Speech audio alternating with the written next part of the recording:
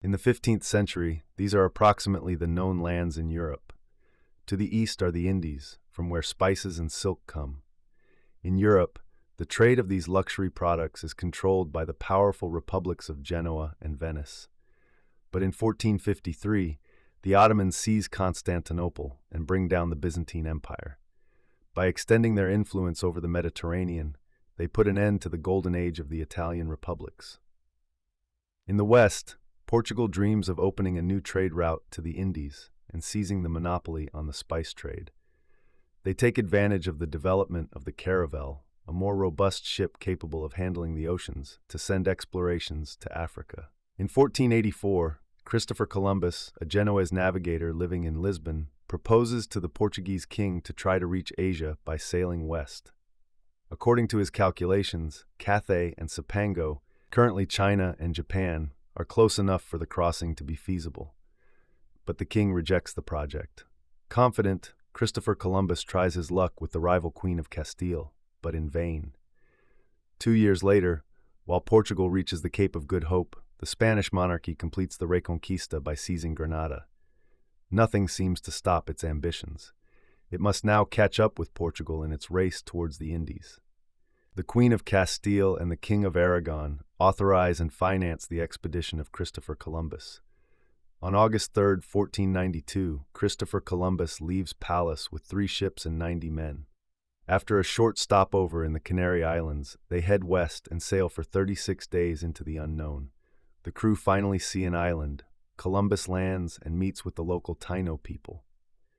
Convinced he has reached the Indies, Christopher Columbus names them Indians. After a few exchanges, he leaves and explores the surrounding islands. Thinking he is in Asia, he looks for the kingdom of the Great Khan mentioned in the writings of Marco Polo. On an island called Quisqueya, which he renames La Hispaniola, he builds the fort of the Nativity, leaves 39 men behind and returns with 7 Tainos, gold, pearls, and parrots as proof of the success of his expedition. Welcomed as a hero, he returns to the Nativity a few months later, this time with 1,500 men, to found a permanent colony of which he would be the governor. But he finds the 39 men left behind dead. He then founds La Isabela in honor of the Queen of Castile and continues his explorations.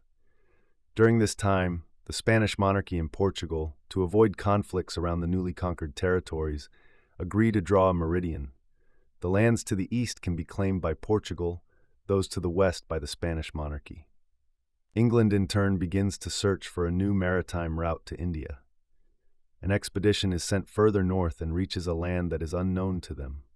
Vasco da Gama, for Portugal, crosses the Cape of Good Hope, enters the Indian Ocean, and reaches India on May 20th, 1498. A second Portuguese expedition leaves for India, but as it moves away from the coast to take advantage of the sea currents, the expedition reaches a new land located east of the meridian of Tordesillas. There, an exotic wood grows from which can be obtained a red dye like an ember, or brasa in Portuguese. This will later give the name of Brazil to their new colony. While the Spanish colonists discover products unknown in Europe such as potatoes, tomatoes, tobacco, and cocoa, ships loaded with gold, emeralds, and pearls return to Spain, which motivates the departure of many colonists to the new Spanish lands. They bring with them domestic animals and seeds, but also diseases that were previously unknown to the indigenous populations, who are therefore not immune. These diseases spread throughout the continent faster than the colonists and decimate the populations. In 1506, after a 4th trip, Christopher Columbus dies. A few months later, the word America appears on a map in honor of the explorer Amerigo Vespucci. The continent would henceforth be called America. In the Spanish territories, colonists impose forced labor on the local populations, but the Spanish monarchy, influenced by the Roman Catholic Church, opposes this mistreatment and tries via new laws to increase its control over the new territories and to improve the condition of the natives. The Catholic Church also sends missionaries to evangelize the local populations. From the Spanish colonies, conquerors called conquistadors explore everywhere. To the north, they discover a land they name Florida. To the south, an expedition goes inland and discovers a sea on the other side. Finally, in 1518, an expedition goes north along the coast, passes a peninsula and meets representatives sent by an emperor. The governor then decides to send a mission there. The conquistador Hernán Cortés leaves Cuba in 1519. On his way, he recovers a Spanish shipwrecked man who survived 8 years in Mayan country, and then he obtains a mistress after a confrontation. Both will assist him as interpreters.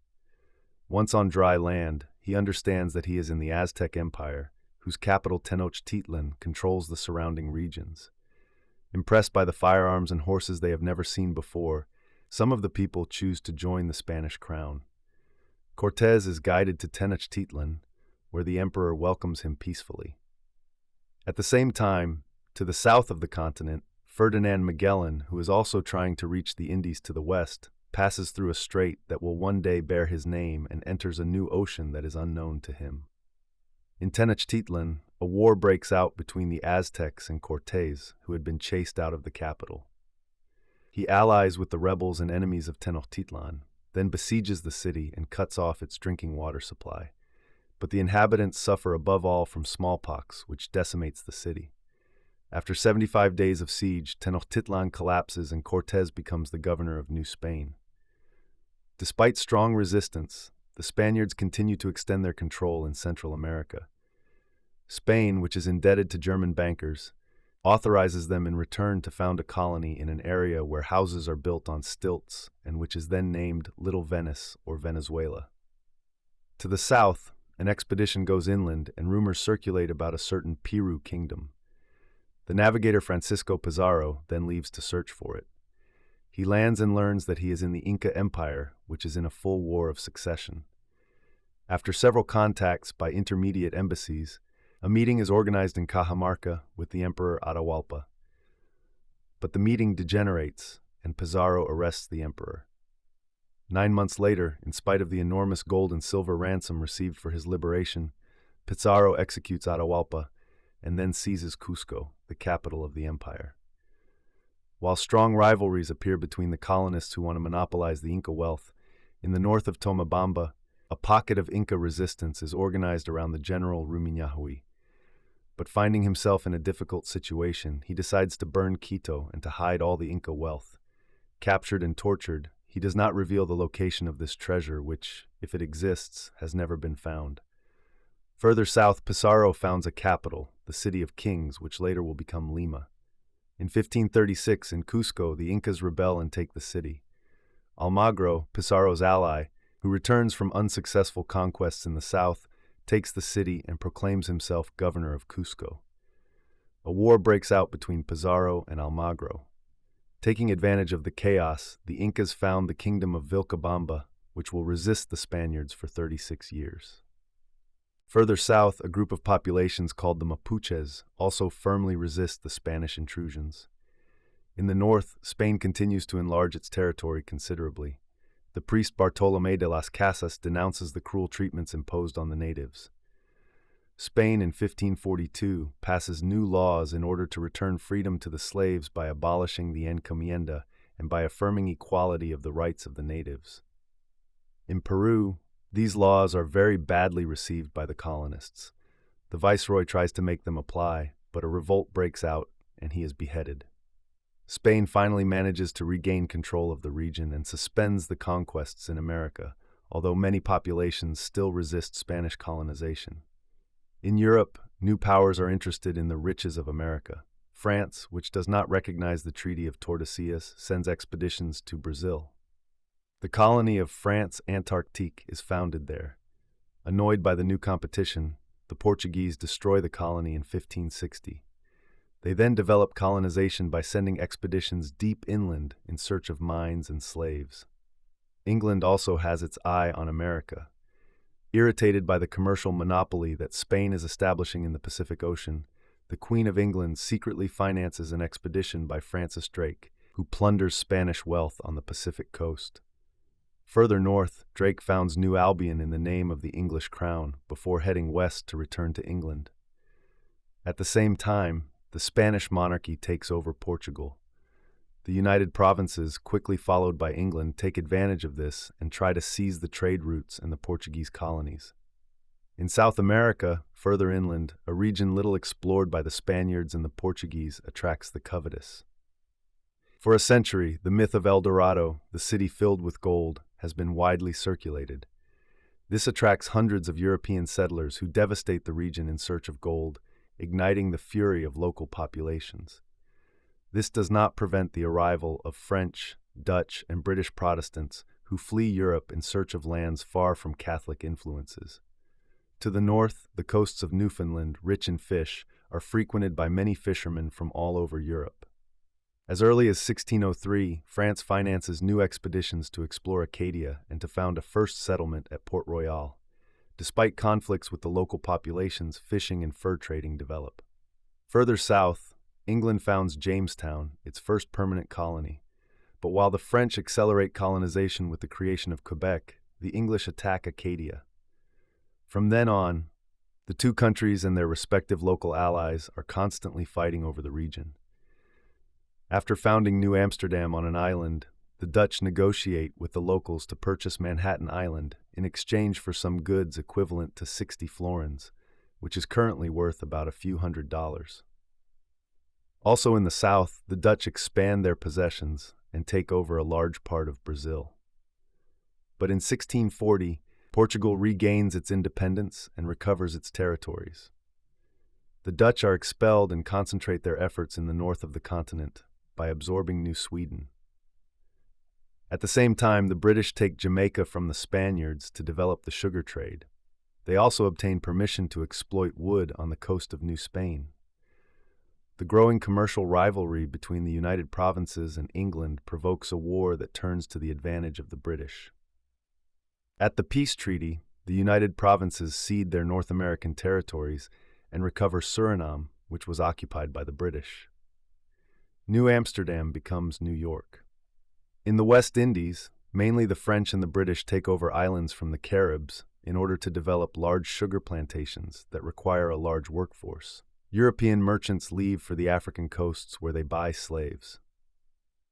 These are then transported to America to be sold in the mines or on the plantations. Their life expectancy is about 7 years. The ships then return to Europe loaded with precious metals and luxury goods. In the 17th century, this model becomes so profitable that the slave trade explodes, as does piracy, which flourishes in the Caribbean. Many people are opposed to slavery, notably the Jesuits who found communities throughout America to protect the natives from the colonists. They are evangelized and work for the communities which quickly become rich. But Spain and Portugal will eventually expel them. In the north of the continent, while the British found Philadelphia, the French, after an expedition, claim Louisiana and then expand along the rivers to link it to New France. New France then signs a peace agreement with 39 nations, mainly Iroquois. Fearing that they would be surrounded, the British attack Acadia again and rename it Nova Scotia. The latter, together with Rupert's Land and Newfoundland, are officially annexed in the Treaties of Utrecht, which end the War of Spanish Succession. Spain and the United Provinces are weakened. Great Britain is now a great maritime and commercial power. In 1733, it founds Savannah, which stops the Spanish expansion from Florida. From Russia, a Danish captain named Vitus Bering leads mapping expeditions on behalf of the Tsar. After exploring the strait that now bears his name, Bering sights in 1741 the coasts of Alaska and the Aleutian Islands, where he dies. The abundance of prey on these islands attracts many Russian hunters. The Russians gradually move along the coast to develop the otter fur trade.